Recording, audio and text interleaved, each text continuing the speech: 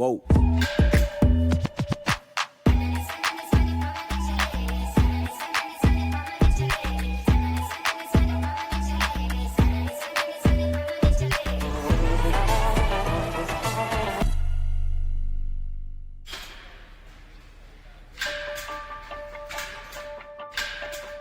हर बुनाई एक कपड़ा नहीं बनाती है, बल्कि बनाती है एक कहानी, परंपराओं की, विरासत की और कारीगरी की, जो कि पीढ़ी दर पीढ़ी चली आ रही है।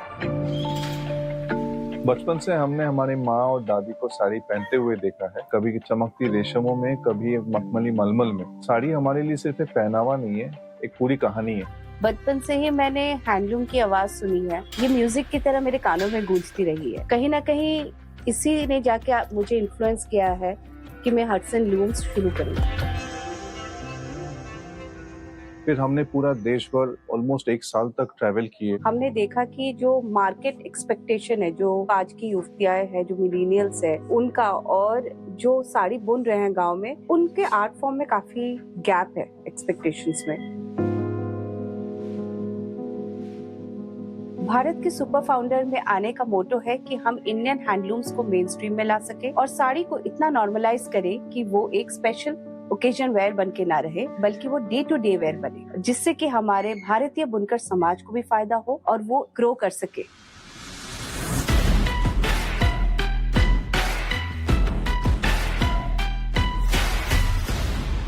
नमस्कार टाइकून्स, मैं हूँ जया और मैं हूँ तूफान और हम हैं हडसन लूम के फाउंडर्स और हम कोलकाता से आए हैं। इंडिया के जो असली आर्ट है वो हैंडमेड में है, मशीन मेड में नहीं। पर वहाँ एक गैप था। जो आर्टिसंस है उनको कभी भी कंसिस्टेंट वर्क नहीं मिलता था और फेयर वेजेस नहीं मिलता था, जिसके कारण जो कस्टमर्स है उनको कभी भी सही मोल के कपड़े नहीं मिलते थे। उनको ज़्यादा पे करना पड़ता था या तो पुअर क्वालिटी फैब्रिक मिलता था और न्यू एज डिज़ाइंस के भी बहुत कम उपलब्धि थे मार्केट में। उसको देख के हमने सोचा क्यों ना ऐसा कोई ब्रांड बनाया जाए जो एक सर्कुलर इकोनॉमी क्रिएट करे। With that seed of thought we started Hudson Looms. Hudson Looms एक हैंडलूम फर्स्ट ब्रांड है और हम डायरेक्टली वीवर्स के साथ काम करते हैं। हमने हमारा जर्नी 3 वीवर्स के साथ शुरू करके आज हम 500 से भी ज़्यादा बुनकरों के साथ काम कर चुके हैं।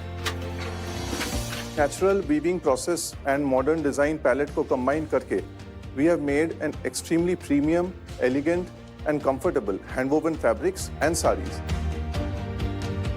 हमारा कैटेगरी में भी काफ़ी एक्सपेंड करने का सोचा है into women's ethnic wear, kids ethnic wear and women's apparel and accessories. With 26% repeat rate, we are on the journey to create a strong, sustainable global Indian brand. Ethnic wear को हम इतना normalize करना चाहते हैं ताकि we are not limited to just an occasion wear. We want to go into the boardrooms, into the coffee dates and also into the vacations.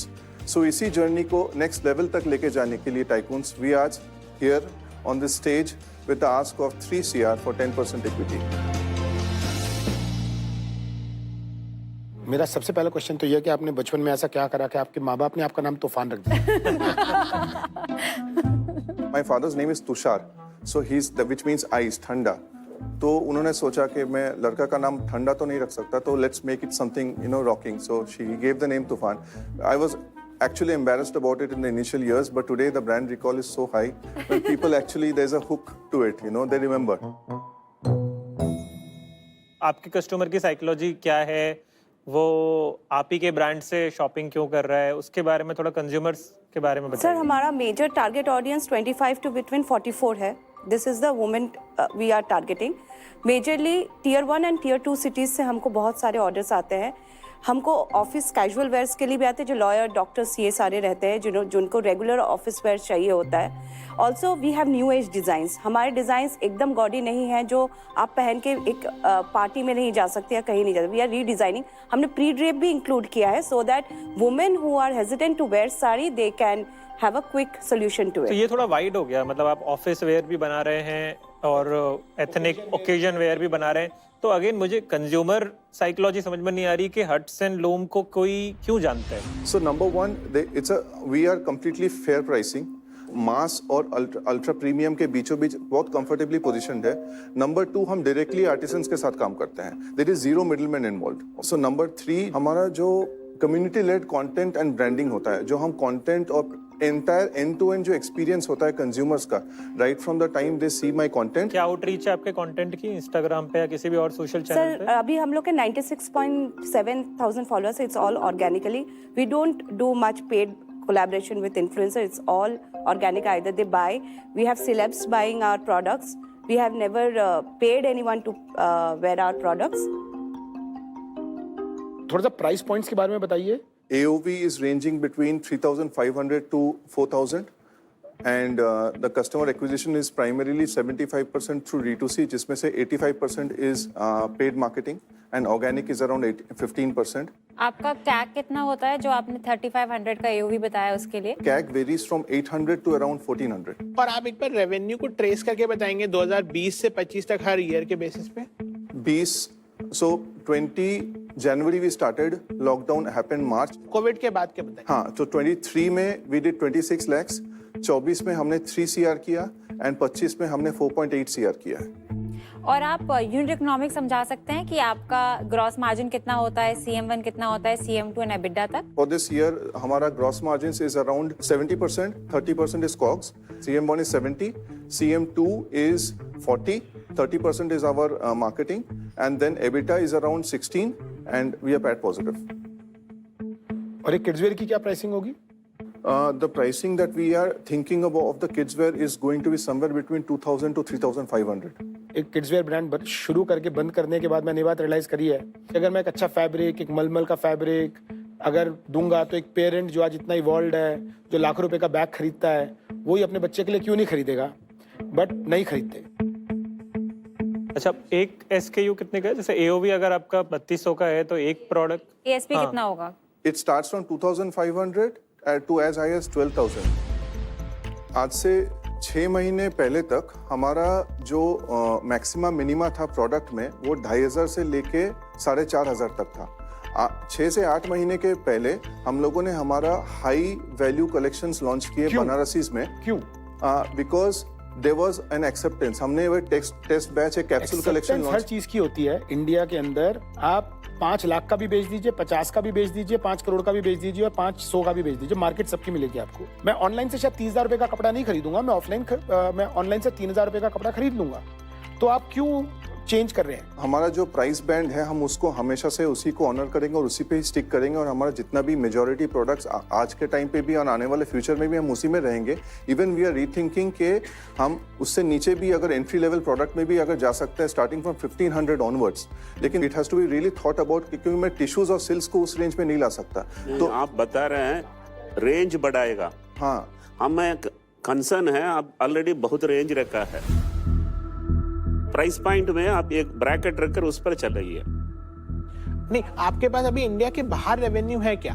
है sir. कितना? 12%। और कहाँ से? अभी तक टोटल 70+ कंट्रीज में एक्सपोर्ट किए हैं D2C exports, but primary is in the US markets and UK markets and south east Asian market. मुझे लगता है आपके लिए इंटरनेशनल मार्केट ना बहुत ही बड़ी अपॉर्चुनिटी है। वो मुझे लगता है कि आपके प्राइस पॉइंट और डिफरेंशिएशन के लिए उस पर आपको डेफिनेटली फोकस करना चाहिए। बट वो भी ना ज्यादा पैसा नहीं खर्च करेंगे क्योंकि उनका वन टाइम यूज होता है। इंडियन तो अमीर है यार, अमीर होते हैं लेकिन फिर भी होते इंडियन है। पर इंडिया के बाहर मार्केट तो है। नहीं, इंडिया के बाहर बिल्कुल मार्केट है 100%। और हम वेबसाइट भी लेकिन बना रहे ऑप्शन भी हैं। बहुत है मार्केट में। ऐसा नहीं है कि हैंडलूम के कपड़े कोई बेच नहीं रहा है। हाँ, अभी इंडिया में जो आपका 80% बिजनेस आ रहा है या 90% बिजनेस आ रहा है, उसका ज्योग्राफिकल डिस्ट्रीब्यूशन क्या होगा? Tier 1 primarily drives 60%. Surprisingly, Jabalpur, Raipur, Ujjain. Surprising नहीं, वहाँ पे परचेजिंग पावर बहुत ज्यादा है। And not only that, MBOs हमारा Tier 2 सिटीज में अराउंड 8 MBOs है, 6 MBOs है।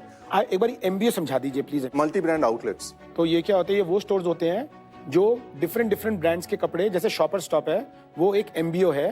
अगर आप शॉपर स्टॉप के अंदर जाएंगे तो आपको अलग अलग ब्रांड्स के कपड़े मिलेंगे, तो वो एक MBO होता है। एंड अभी तक बूटस्ट्रैप है? यस। आपने अपना कितना पैसा डाला है? सर, पहला 2 साल में तो अनअकाउंटेड 50-60 लाख रुपए डाला हुआ है। I mean, we even sold a house to drive this passion. wow. in the middle of COVID, and a house which was featured on a lifestyle magazine. You sold it? Yes. To build this? Yes, To sir. build this, yes.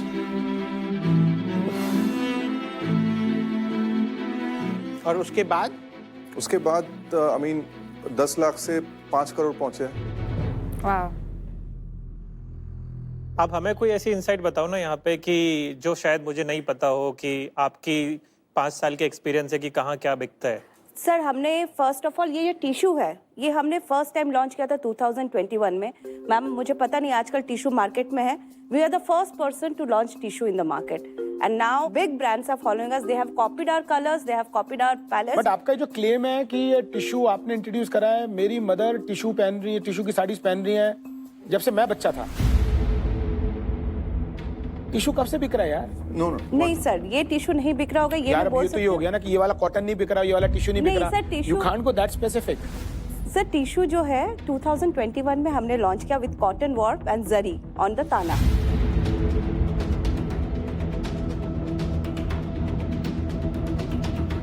और इस utilisation ही बता दो, ये जो पैसे आप raise करना चाहते हो। इस मनी जो हम लोग रेस करना चाहते हैं, इसका 35 to 40% हम लोग market expansion, category expansion, women's apparels में एक्सपेंशन एंड एक्सेसरीज उसमें देना चाहते हैं।